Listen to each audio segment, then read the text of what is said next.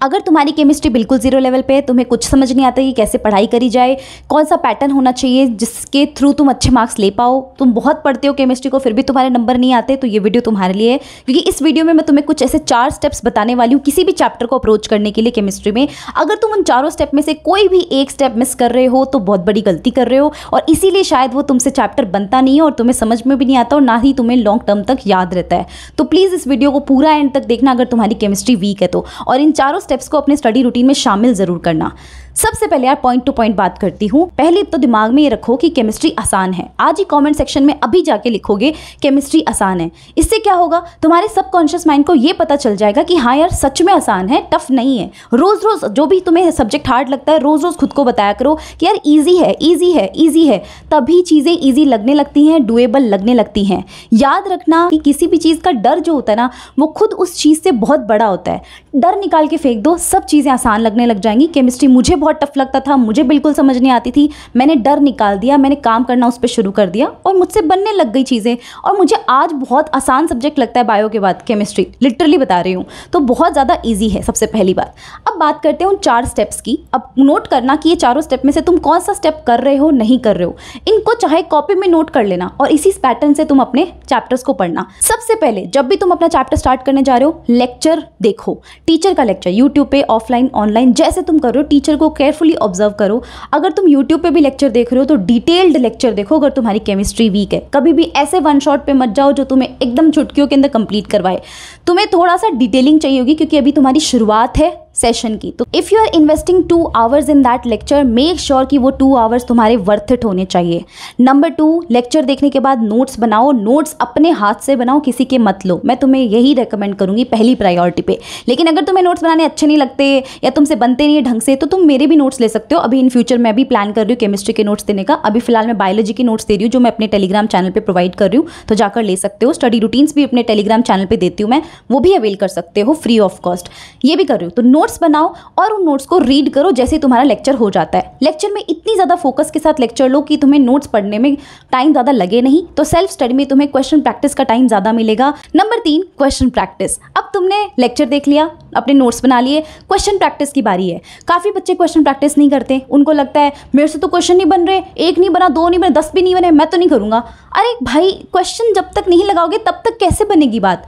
Question लगाने पड़ेंगे। Start करो, एक बार नहीं बनेगा, दूसरी बार नहीं बनेगा, अरे यार कोई तो टाइम आएगा ना जब बनेगा। होप ही छोड़ दोगे कि नहीं बन रहा है तो नहीं बनेगा, वो कभी नहीं बनेगा। फिर ना आज बनेगा ना कल बनेगा। इसे क्वेश्चन प्रैक्टिस तुम्हें करनी है। क्वेश्चन प्रैक्टिस के लिए मैं तुम्हें एक बुक सजेस्ट करना चाहूँगी, ओसवाल बुक्स की तरफ से वन फॉर ऑल।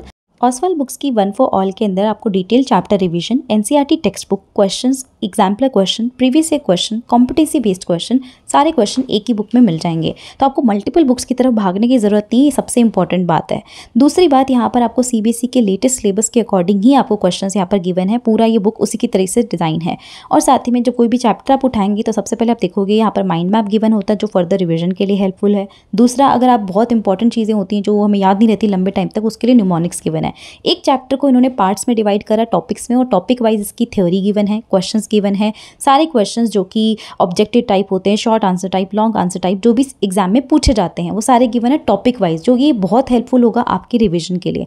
साथ में एनसीईआरटी कॉर्नर गिवन है। जैसे ही आपका ये कंप्लीट हो जाता है, एनसीईआरटी के इन टेक्स्ट क्वेश्चन सारे सॉल्व कर लो, एक्सरसाइज क्वेश्चन, और उसके बाद एनसीईआरटी एग्जाम्पलर के क्वेश्चन गिवन है। बोर्ड कॉर्नर गिवन है जहाँ पर आपको प्रीवियस ईयर क्वेश्चन भी यहाँ पर मिलेंगे जो भी इस चैप्टर से पूछे गए हैं।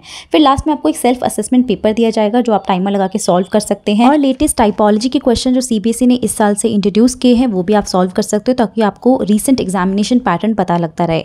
या आप लिंक डिस्क्रिप्शन बॉक्स में खरीद सकते हो, वहाँ पर फिजिक्स, केमिस्ट्री, बायो और इंग्लिश के लिए अवेलेबल है। ये पूरा सेट आप ले सकते हो, काफ़ी बेनिफिशियल है। बुक का लिंक मैं डिस्क्रिप्शन बॉक्स में दे रही हूँ, तो तुम जाके परचेज कर सकते हो। इसमें सारी चीज़ें तुम्हें एक साथ एक ही जगह पे मिल जाएंगी, तो तुम्हें इधर उधर भागने की जरूरत नहीं है। बस क्वेश्चन प्रैक्टिस दबा के करो। तुम्हें डर लगता है, तुम 1 नहीं 50 क्वेश्चन करो, एक दिन डर निकल जाएगा।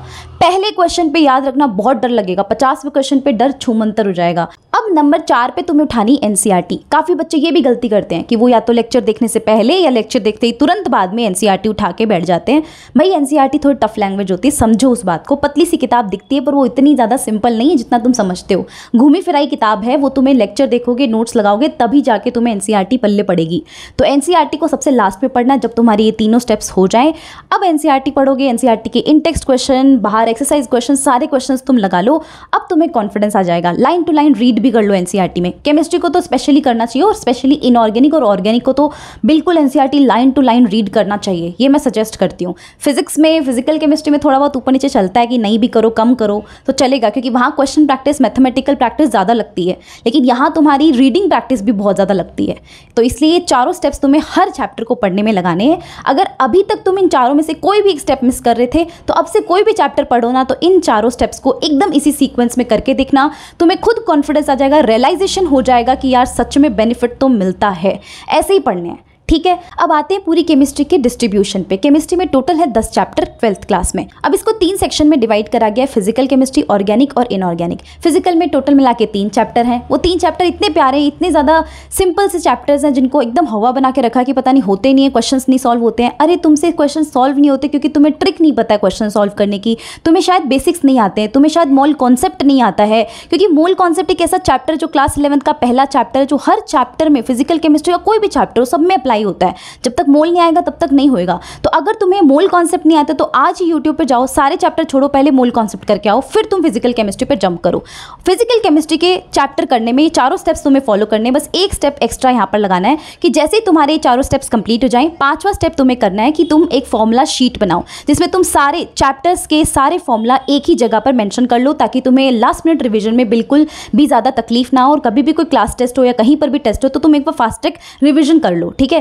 नंबर 2 आते हैं ऑर्गेनिक। ऑर्गेनिक देखो थोड़ा सा वास्ट होता है, टोटल 5 चैप्टर हैं, 10 में से 5 चैप्टर मतलब 50% वेटेज सिर्फ ऑर्गेनिक है। तो हैवी वेटेज वाला और थोड़ा सा हैवी ट्रिकी, समझ में जल्दी से आता नहीं है। ऑर्गेनिक केमिस्ट्री के लिए मैंने एक डिटेल्ड वीडियो बना रखी है, लिंक डिस्क्रिप्शन बॉक्स में, एक बार जाकर देखना। उसी अप्रोच से ऑर्गेनिक पढ़ना। और ऑर्गेनिक में सबसे इंपॉर्टेंट जो पॉइंट होता है मैं ऐड करना चाहूँगी, दैट इज़ टीचर को बहुत केयरफुली ऑब्जर्व करो। अगर तुमसे रिएक्शंस नहीं बनती हैं, मैकेनिज्म समझ नहीं आती है, टीचर को ऑब्जर्व करो वो क्वेश्चंस कैसे सॉल्व करते हैं। Last number 3 inorganic chemistry. Inorganic में सिर्फ ले दे के 2 चैप्टर है, कोऑर्डिनेशन कंपाउंड जो सबसे ज़्यादा इंपॉर्टेंट हो, DNF ब्लॉक वो छोटा सा चैप्टर है, वो फटाफट हो जाता है। इनको प्रॉपरली प्योरली एनसीईआरटी से पढ़ना है। अगेन उन्हीं स्टेप्स में जो स्टेप मैंने तुम्हें हर चैप्टर को अप्रोच करने के लिए बताए हैं। बस यहाँ पर एक एडिशनल चीज़ जो मैं ऐड करना चाहूँगी वो है मल्टीपल रिविजन। एक चैप्टर को तुम बार बार रिवाइज करोगे ना एनसीईआरटी से तो तुम्हारे टिप्स पे हो जाएगा, क्योंकि ये बायो के जैसा है। तो अगर तुम इसको मल्टीपल रिविजन दोगे तो तुम्हें अच्छे से चीज़ें लंबे टाइम तक याद रहेंगी। बस यहाँ ट्रेंड्स ही होते हैं जिनको बार बार रिवाइज करने पर ही तुम्हें चीज़ें याद रहेंगी। तो बस ये 4 स्टेप्स है जिनको बिल्कुल डेडिकेशन के साथ में फॉलो करना है। कमेंट्स में मुझे ज़रूर लिख के जाना कि केमिस्ट्री आसान है, ताकि तुम्हारे लिए आसान सच में वो होने लग जाए, क्योंकि ऐसे वीडियोस देखने से आसान नहीं होगा, चीज़ें इंप्लीमेंट करने से होगा। तो इंप्लीमेंट करना है वो आज ही से करना है या कल से करना है, बस एकदम एज सुन एज पॉसिबल तुम्हें इंप्लीमेंट करना है उसे, ठीक है। Thank you so much for watching this video. I wish you best of luck. Please comments में ज़रूर लिख के जाइएगा केमिस्ट्री आसान है, मुझे बहुत अच्छा लगेगा। एंड मुझे कमेंट्स में बताइएगा कि आपको नेक्स्ट वीडियो किस पे चाहिए है। Thank you, bye bye.